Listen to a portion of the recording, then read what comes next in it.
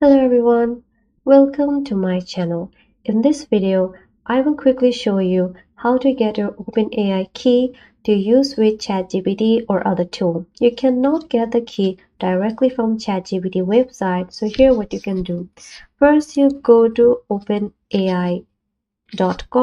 Once you're on their homepage, look at the top right corner, click login.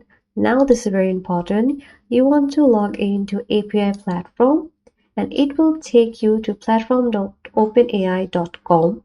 So you have to use the same email you normally use for ChatGPT to log in. So I already have my Gmail. So all I have to do is to wait. Once I am in, look at the top left corner and there you can see a search bar. All you have to do is search API key, and now click create new secret key. You can give it a name, so I'm going to give it name something like my project,